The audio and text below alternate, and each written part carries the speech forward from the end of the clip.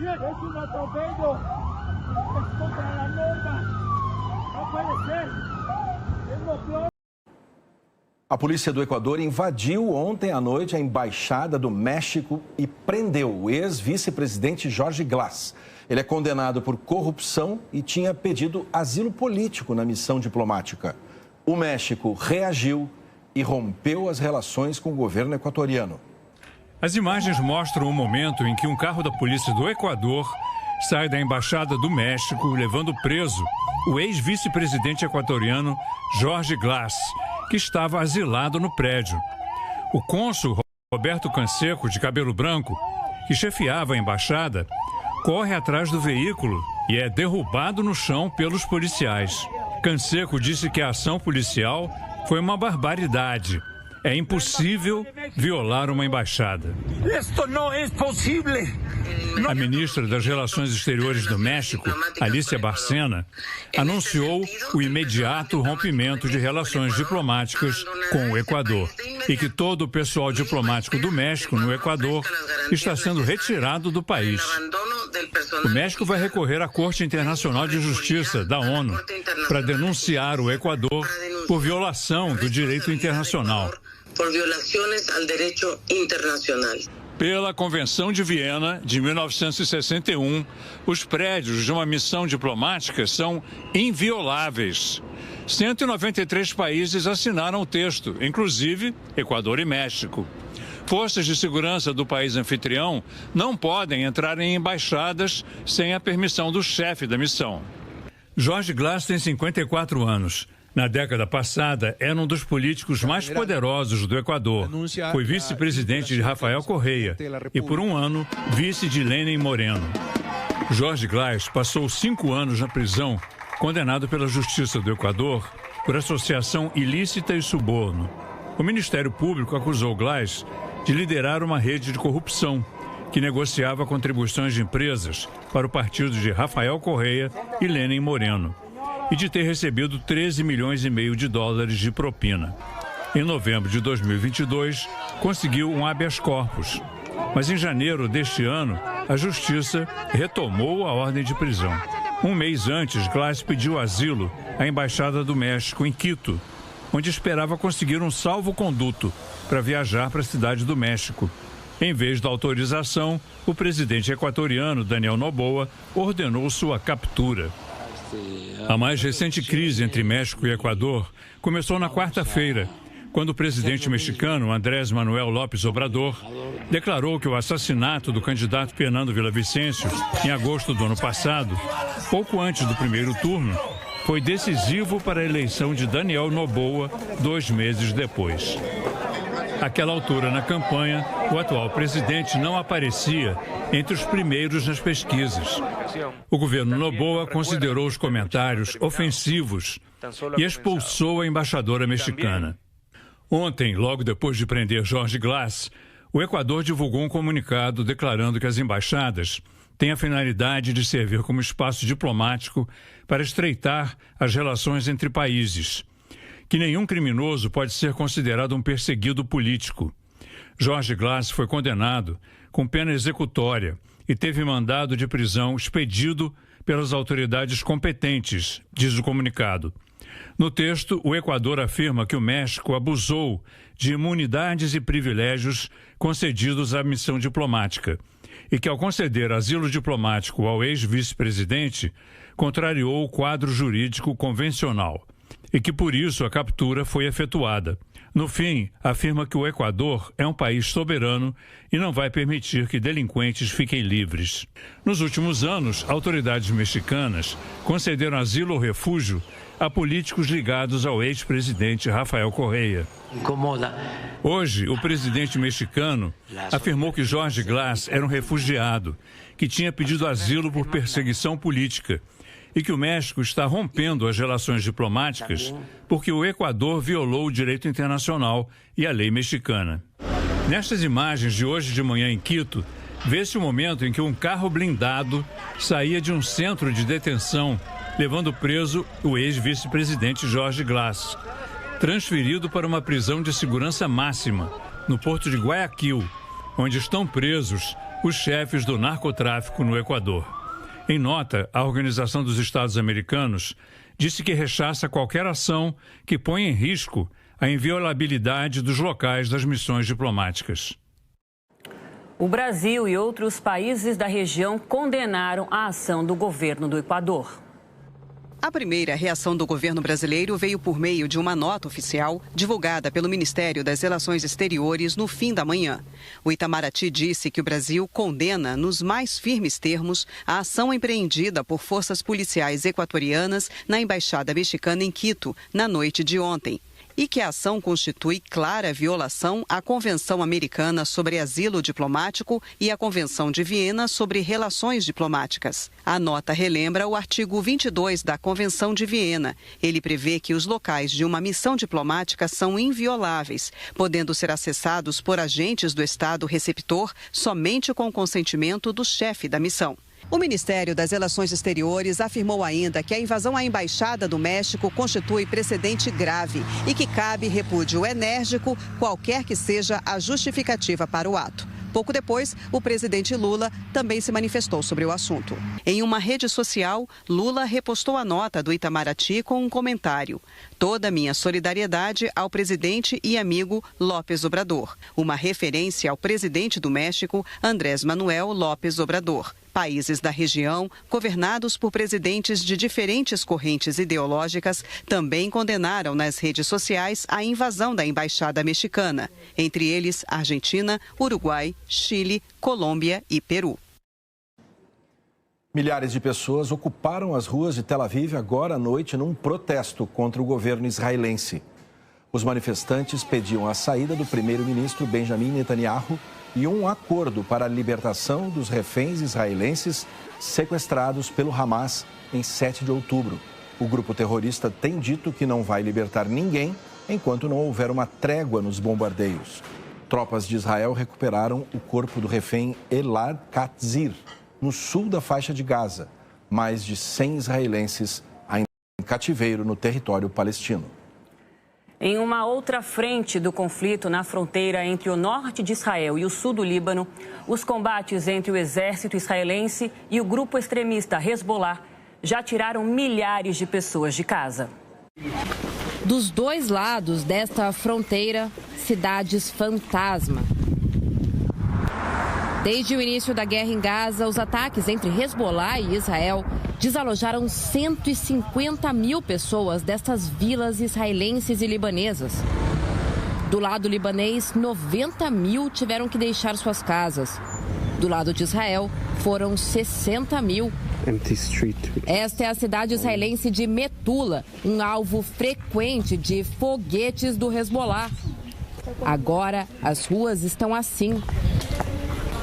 Essa casa foi atingida por um foguete logo no início de janeiro. A família que morava aqui já tinha saído da cidade, então não houve vítimas. Mas o que a gente consegue ver aqui é que ela ficou completamente destruída. Esses são os destroços do segundo andar da casa. E o que a gente consegue ver aqui também é a janela que dá direto para a paisagem libanesa. Outras vilas ao longo da fronteira também foram abandonadas.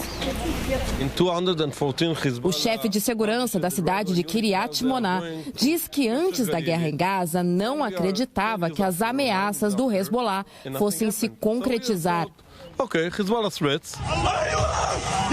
Mas a invasão do Hamas a Israel no dia 7 de outubro, que analistas acreditam ter sido inspirada num plano de uma unidade do Hezbollah, mudou sua visão.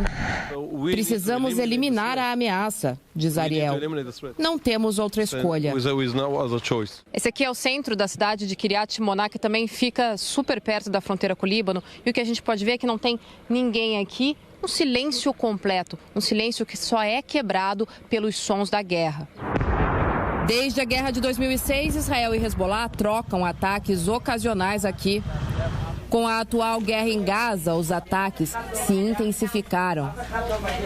Sarit Zahavi, do Centro de Pesquisas Israelense Alma, acredita que o Hezbollah queira arrastar Israel para a guerra. Nicholas Blandford, consultor da organização americana Atlantic Council, mora na capital libanesa Beirute. Ele explica que o Hezbollah tem o poder de ditar a paz ou a guerra no país, mas que nem o grupo, nem o governo querem guerra.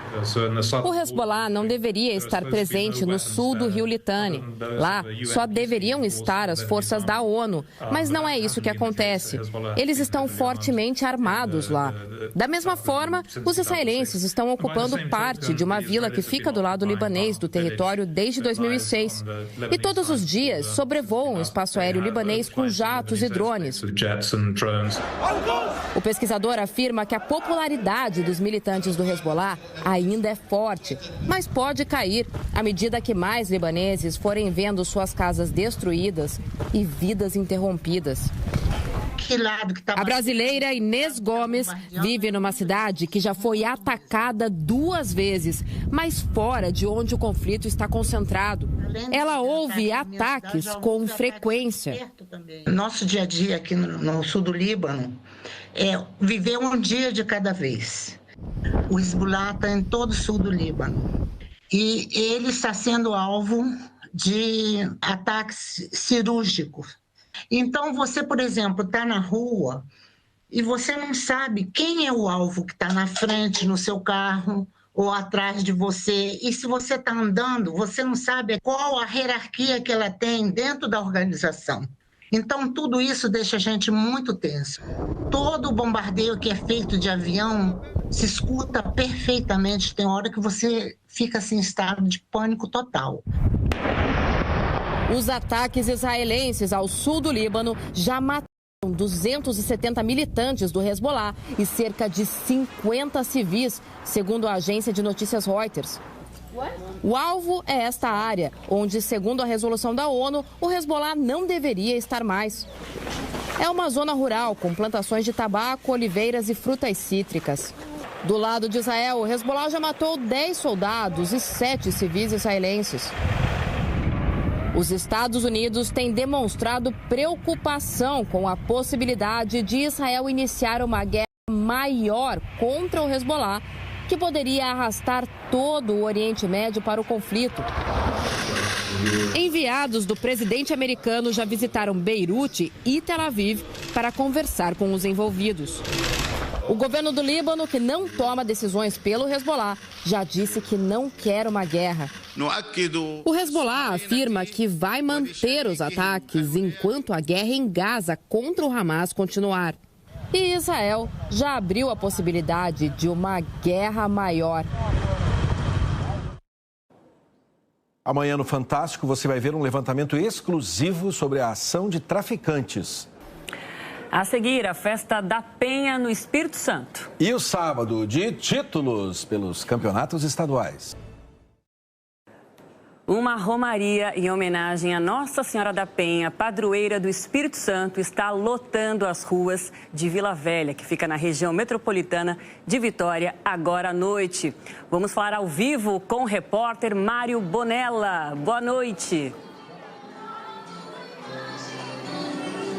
Olá, boa noite. Estou aqui em meio à multidão, nesta que é a 3ª maior festa religiosa do país. A romaria começou em Vitória e agora está em Vila Velha. São 14 quilômetros de caminhada. Os fiéis seguem oração até o Convento da Penha, uma igreja que fica no alto de um morro e foi construída há mais de 300 anos.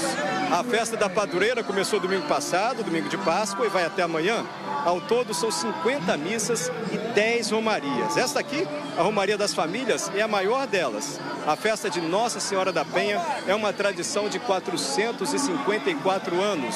De acordo com os organizadores, mais de 2 milhões participam desses 8 dias de celebrações a Nossa Senhora da Penha. Aline. Obrigada, Bonella, falando ao vivo de Vila Velha. Vamos agora a São Paulo para ver como é que fica o tempo neste domingo com ele, Marcelo Pereira. Boa noite. Aline, boa noite para você, boa noite para o Fachel também. Olha, Aline, amanhã as atenções estão voltadas para o Nordeste e também o Sul do Brasil, viu, Aline? Oi, pessoal, boa noite para vocês também. Existe a previsão de novos temporais se espalhando pelo Nordeste e também em partes do Sul. Apesar de ser chuva grossa e em grande volume, ela vai ser provocada por sistemas bem diferentes. Portanto, amanhã é preciso muito cuidado entre partes da Bahia do litoral chegando até o estado de Sergipe, o interior da Bahia, partes do Piauí, do Maranhão, do Ceará, Rio Grande do Norte e interior da Paraíba. Falando de norte do Brasil, o Tocantins. No sul, a maior parte de Santa Catarina e todo o estado do Rio Grande do Sul. No Nordeste, esses temporais estão na conta de um corredor de umidade, a chamada zona de convergência intertropical. Quanto mais encostadinha no continente, mais chuva ela provoca. Por isso, chovendo tanto nessa região e aqui no litoral da Bahia, entrada de umidade pelo recôncavo baiano. Na região, as cidades com mais chuva amanhã são essas aqui. Destaque para Salvador, hein, gente? Com 30 milímetros amanhã. São Luís com uma condição muito parecida, assim como Teresina. No norte, Palmas, no Tocantins, também chovendo e esquentando bastante. Já no sul, é um sistema de baixa pressão que pega toda a umidade do mar, vai levando lá para cima, formando as nuvens de temporais e o vento vai jogando para cima do continente. É esse sistema de baixa pressão que vai provocar muita chuva amanhã, aqui nessas cidades que a gente vai ver na tela. Em Chapecó, em Santa Catarina, com 50 milímetros, Caxias do Sul, no Rio Grande do Sul, com 60, Porto Alegre, 70 e Santa Maria com 80 milímetros e nada de sol, viu, gente? Só não tem previsão de chuva amanhã aqui, ó, do norte do Paraná, chegando até o extremo sul da Bahia, entre Roraima e o Amapá. Depois de uma rápida virada no tempo, São Paulo volta a ter sol amanhã com 27 graus. Belo Horizonte com 30, Boa Vista com 37. No Rio de Janeiro pode chover, mas aquela chuva rápida e passageira, amanhã com 31 graus, 35 em Cuiabá, 27 em Brasília. Eu desejo um bom domingo para você que está em casa. Aline e Fachel, eu volto com vocês. Bom domingo por aí também. Bom domingo, Marcelo. Obrigada. Boa noite, Marcelo. E hoje é o Dia Mundial da Atividade Física, um motivo a mais para reforçar os muitos benefícios dela para a nossa saúde. A mala de viagem, um dos cartões postais de São Paulo, Parque do Ibirapuera, entrega. Os irmãos de Curitiba vieram a passeio, daqueles longos. Amanhã serão 21 quilômetros a pé, ou melhor, correndo. Um esporte que entrou na vida deles no meio do ano passado. Eu passei por um processo de divórcio um pouco complicado e eu sentia que eu precisava fazer alguma coisa por mim e pela minha cabeça e pelo meu corpo. E mesmo se você não for do tipo que tem esse pique todo, sempre dá para se mexer. Sempre que eu posso andar, ao invés de pegar ônibus, por exemplo, e andando até o metrô, eu faço isso. Porque às vezes na nossa correria do dia a dia a gente não tem tempo, né?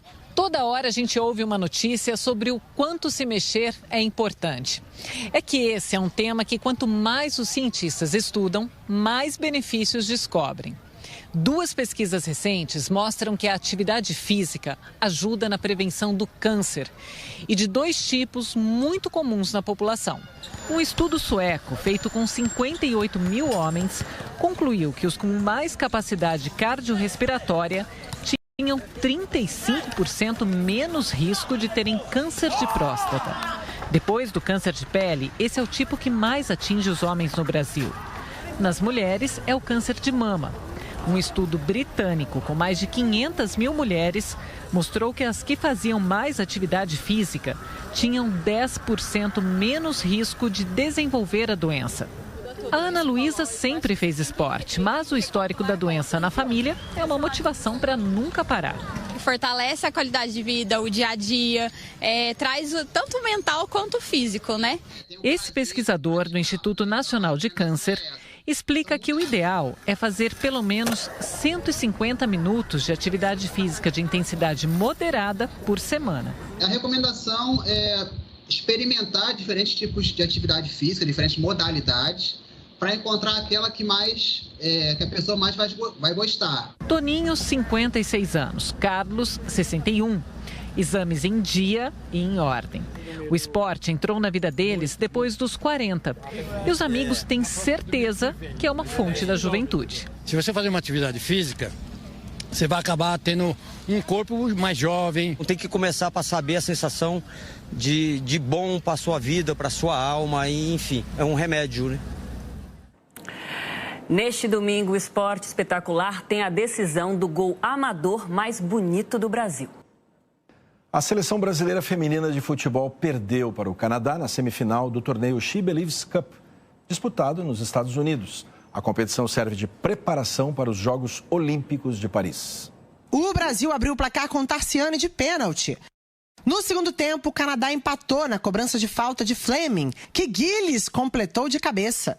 Na disputa de pênaltis, Júlia Grosso fez o gol da classificação do Canadá para a final do torneio. Sábado de títulos estaduais pelo Brasil, o Grêmio é o campeão gaúcho pela 7ª vez seguida. O Juventude saiu na frente. Lucas Barbosa disputou com o goleiro Kaique e Gilberto completou. O Grêmio empatou com Cristaldo. E logo em seguida, 2 minutos depois, Diego Costa virou o placar. Diego Costa também fez a jogada para o gol do Natan Fernandes. 3-1, Grêmio campeão gaúcho. O Ceará começou vencendo Fortaleza na decisão do cearense.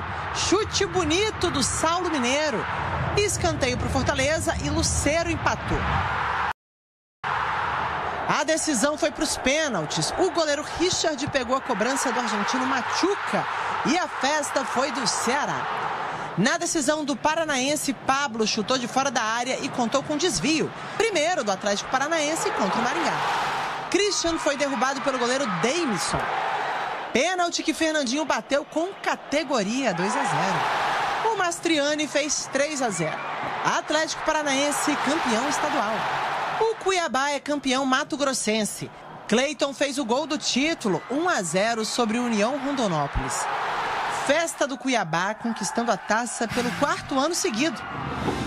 Na final do Campeonato Catarinense, Igor Meritão arriscou de longe e fez 1-0 Criciúma contra o Brusque. O Brusque reagiu na falha do goleiro Gustavo. Marcelo Hermes tentou tirar em cima da linha e chutou em cima do goleiro. Gol contra do Gustavo, 1-1. Como o Criciúma tinha vencido o primeiro jogo da final, conquistou a taça do Catarinense. O título pernambucano ficou com o Sport, que jogava pelo empate e ficou no 0-0 com o Náutico na Arena Pernambuco. Capital e Ceilândia ficaram no 0-0 e o Campeonato Brasiliense foi decidido nos pênaltis. Depois de 14 cobranças, o Ceilândia conquistou o estadual pela 3ª vez. Disputa de pênaltis também na decisão do piauiense. Artuzinho do Altos marcou na última cobrança contra o Parnaíba. Em Teresina, Altos campeão do Piauí. O CRB venceu o Asa por 3-1 e ficou com o título alagoano. No Tocantins, o União acabou com o jejum de 30 anos e conquistou o título estadual ao marcar 2-1 contra o Tocantinópolis. Numa noite histórica, o ambientalista, filósofo e poeta Ailton Krenak tomou posse na Academia Brasileira de Letras. Krenak se tornou ontem o primeiro indígena a fazer parte da ABL. Uma noite como a academia nunca viu. Um cardápio de tradições moldadas na terra, como a batata doce cozida na argila. Um conjunto de vozes da floresta, lembrando a luta pelo entendimento de que somos todos parte do mesmo mundo. Eu me lembro do Ailton defendendo os nossos direitos na Constituição, pintando o seu rosto de jenipapo. E hoje ele está defendendo a nossa escrita com o nosso próprio punho dentro da Academia Brasileira de Letras. Ailton Krenak chegou de mãos dadas com a mulher irani. Vestiu fardão sem tirar a característica bandana indígena. E no Petit Trianon lotado, entrou aclamado por tudo que é e representa.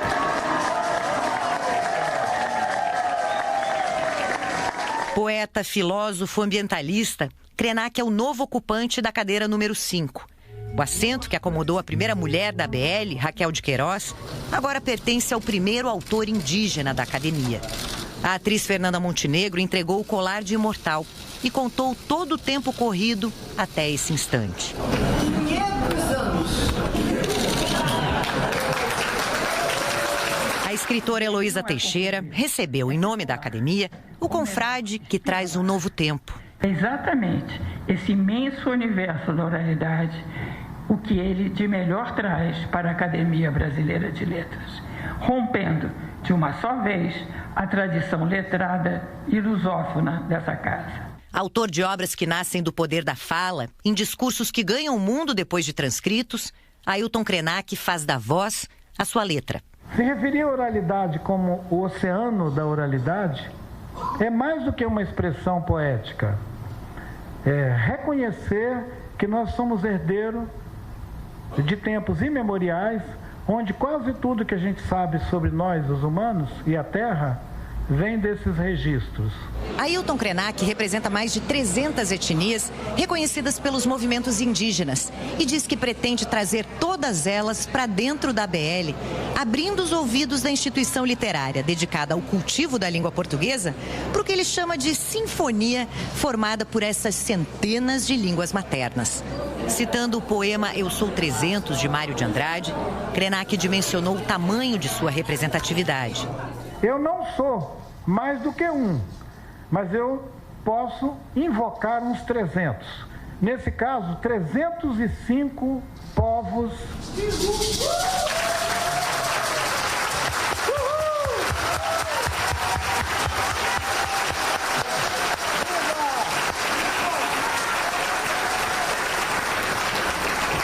305 povos que nos últimos 30 anos do nosso país passaram a ter a disposição de dizer, estou aqui. Na tribuna, falou em nome de minorias. Cobrou direitos das mulheres, dos negros, dos povos originários. E disse como se sentiu com a notícia dos pedidos de perdão aprovados esta semana pela Comissão da Anistia aos indígenas perseguidos pela ditadura militar. Pedir perdão depois significa muito pouco no sentido da reparação, a real reparação, a reparação verdadeira que se deve a povos que foram humilhados. A Academia Brasileira de Letras se prepara para abrir novas páginas da linguagem nacional. Ele é o primeiro indígena que é eleito para a Academia em 127 anos. Então isso é significativo do que a gente quer. E nada melhor que o Krenak para estar aqui, para nos ajudar, para debater grandes temas. Vai ser muito bom. Um homem muito interessante, de uma origem muito especial, enfim, e muito importante para o desenvolvimento, para as causas, para a redenção da vida brasileira. Ele é um homem extraordinário, é um brasileiro por excelência, absolutamente o resultado desse país. O líder indígena, acolhido com as honras da academia, celebrou a noite de encontros com dança, canto e chocalho.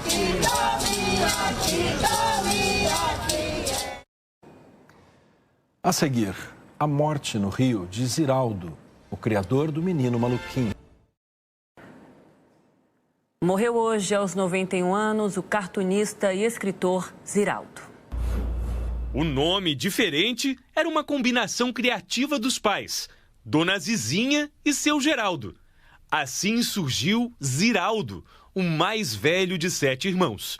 E logo descobriu que tinha talento. Quando eu era menino, eu lembro que eu estava fazendo alguma bagunça, ou atrapalhando, ou fazendo alguma arte, a mamãe dizia ao meu pai, menino, vai desenhar, menino. Porque quando eu desenhava, eu ficava sossegado. E assim, Ziraldo Alves Pinto, mineiro de Caratinga, desenvolvia a habilidade que o tornou famoso e reconhecido. A carreira começou nos anos 50, em jornais e revistas como o Jornal do Brasil, o Cruzeiro, a Folha de Minas, e explodiu na década de 60 com o lançamento da primeira revista brasileira em quadrinhos, feita por um só autor, a Pererê. Ziraldo foi um dos fundadores do Pasquim durante a ditadura militar. O semanário combatia e driblava a censura do regime com bom humor, malícia e inteligência. Todo esse pessoal que apareceu nas páginas do Pasquim, todo mundo começou a aprender a sua profissão fazendo charge política. Ninguém fez cartoon sobre costumes, piadinhas vazias, não. Todo mundo fez coisa política e virou uma missão, né? Virou uma coisa assim, vamos lutar, né? Virou uma espécie de guerrilha pelo humor, né? Uma coisa assim. Ele foi preso pelos militares um dia depois da edição do AI-5, em 1968. Por suas publicações e por proteger colegas perseguidos, enfrentou a prisão mais 2 vezes. Ziraldo nunca foi de medir as palavras, nem a ironia nos traços. A imagem, quando ela vai fundo e toca, ela vale por mais de 1000 palavras. No último programa do Jô, levou de presente uma série de caricaturas criadas pro amigo ao longo dos anos. Essa aqui é a minha eterna. Olha. Essa que eu fiz assim, liguei pra você, Jô, eu fiz assim, aí depois só liguei pra você de noite. Foi? Rapaz, eu fiz uma caricatura sua, não vou fazer outra de novo. Porque dá uma mão de obra fazer caricatura sua, né? Porque você é bonito, foi o que eu falei. Em 1967, um mestre das imagens criou essa pintura de quase 200 metros quadrados, no Canecão, tradicional casa de shows do Rio de Janeiro. Cenas bíblicas num cenário carioca, onde os personagens celebram com os copos cheios. Mas, no decorrer da vida, a literatura infantil acabou virando a grande paixão. Meu negócio com relação aos meus bonecos infantis é procurar a forma mais simples de desenhar um menino e desenhar uma menina. Então, todos eles têm a carinha redondinha, eu sou muitas feições, o tracinho da cara, o penteadinho, né, o cabelo e tudo mais, mas a estrutura é a mesma para todos. Mas isso era uma busca de simplicidade mesmo. Flicts, seu primeiro livro para crianças, foi publicado em 1969. Contava a história de uma cor diferente que não se encaixava em lugar nenhum. Mas foi nos anos 80 que veio o grande sucesso. O Menino Maluquinho, um dos maiores fenômenos editoriais do Brasil de todos os tempos. O livro vendeu milhões de exemplares, foi adaptado para o teatro, para os quadrinhos, para a internet. Virou ópera infantil, videogame e 2 filmes. A panela mágica do Menino Maluquinho! Mudou a minha vida. Aos 50 anos, 48 anos, quando eu fiz o Menino Maluquinho, a minha vida mudou completamente, porque eu virei essencialmente um autor infantil. O menino que vive com uma panela na cabeça, sapeca e aventureiro, emocionou crianças e adultos nas telonas. Ziraldo publicou mais de 180 títulos, teve livros traduzidos em 7 idiomas e lançados em 11 países. Tem um amigo meu que fala que eu não vim à vida para me divertir, eu vim à vida a serviço, né? Eu trabalho muito, mas eu tenho a sorte de gostar de fazer as coisas que eu faço. E era muitos. Pintor, cartazista, jornalista, teatrólogo, chargista, caricaturista, escritor. Mas, acima de tudo, perfeccionista.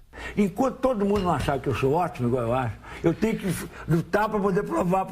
Cara, você não está vendo que eu sou ótimo? Cara, não, você é mais ou menos. Então vamos fazer de novo. Esforço reconhecido no mundo todo. Ziraldo ganhou prêmios internacionais, como Hans Christian Andersen, o mais importante da literatura infanto-juvenil, e o Oscar do humor em Bruxelas, na Bélgica. Eu acho o negócio da palavra uma coisa sensacional. Então, uma frase e escrever tem um negócio de desafio, né, Pedro? Que você nunca está garantido que a sua frase está perfeita, né? Nem Shakespeare. Os traços coloridos e o alto astral de Ziraldo foram parar nos sambódromos do Rio e de São Paulo. Ele foi enredo da Tradição e da Nenê de Vila Matilde. A ligação do artista com o carnaval é antiga. Ziraldo foi um dos fundadores de um dos blocos mais tradicionais do Rio, a Banda de Ipanema. Em 2018, sofreu um AVC hemorrágico e ficou quase um mês internado. Em 2021, ganhou uma homenagem na comemoração dos 100 anos do Museu Histórico Nacional. Uma exposição dedicada aos mais de 70 anos de carreira. Foi a primeira vez que Ziraldo saiu de casa desde o AVC. Um artista que soube caminhar junto com as mudanças dos tempos e nunca desistiu de defender um Brasil melhor. Ziraldo morreu hoje à tarde, na zona sul do Rio. Estava em casa, dormindo. É o adeus a esse menino de 91 anos, que vai deixar saudade. E um vazio enorme no coração de milhões de admiradores que aprenderam com ele a ver o mundo com humor e simplicidade. Basta usar todas as cores que existem na nossa imaginação. Acredito no imponderável, acredito em energia, que você pode ajudar o outro com o seu amor, essas coisas todas eu acredito. Acho que a vida é cheia de energia. O velório de Ziraldo será amanhã no Museu de Arte Moderna do Rio. O sepultamento será no cemitério São João Batista. Amigos e parentes prestaram homenagens ao cartunista. No prédio onde Ziraldo morou por mais de 30 anos, na zona sul do Rio, Sérgio guarda viva na memória a alegria do vizinho ilustre e de uma simplicidade que encantava a todos. Uma vez uma vizinha me ligou, sou síndico, né? Falei assim, pô, mas essas crianças perturbando uma hora dessa. Ele falava assim, Sérgio, alegria é vida, e vida é alegria. Deixa essas crianças brincarem até tarde. Manda esse vizinho chato parar de incomodar. Segundo a família, nos últimos meses, o escritor, desenhista e pai do menino maluquinho tinha perdido a capacidade de se comunicar com quem vinha visitá-lo. Como definiu um dos seus 7 irmãos, Ziraldo foi se despedindo aos pouquinhos, porque sabia que seria muito doloroso para todos. A gente tem um elo muito grande, muito forte, mas eu estou em paz, porque ele está descansando e foi encontrar com os outros queridos, tantos que estão lá, esperando por ele. O caçula G. Pinto foi inspiração para o coelho Geraldinho da turma do Pererê.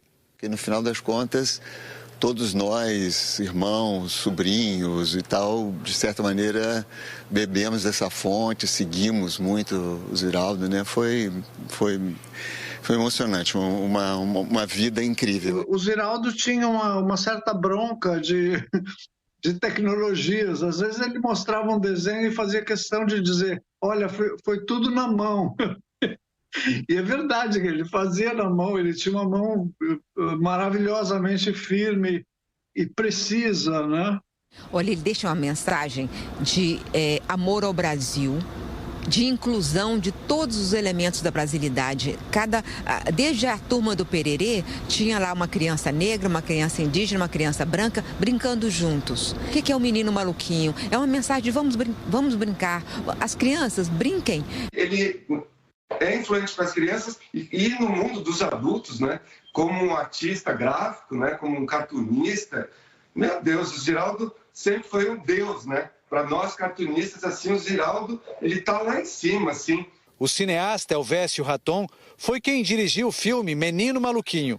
O Ziraldo era ao mesmo tempo assim, um vulcão de criatividade, um cara que não parava de criar, mas sabia ouvir os outros, sabia catar uma ideia que não era dele, sabe assim. O desenhista e escritor Maurício de Souza lamentou a morte do amigo e colega de profissão. Que tristeza, não tenho palavras. Perdi mais um grande amigo, perdi um irmão, das letras, dos traços e da vida.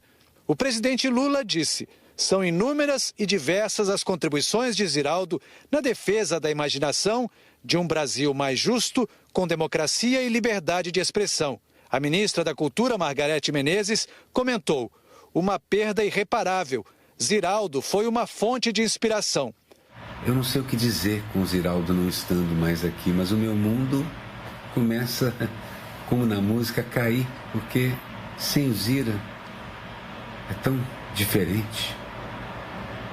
Perdi muitos amigos cartunistas, mas o Ziraldo é uma espécie de pai de nós todos, inspiração para todos nós. Que pena, mas que bela vida, Ziraldo, que bela vida. O Jornal Nacional fica por aqui.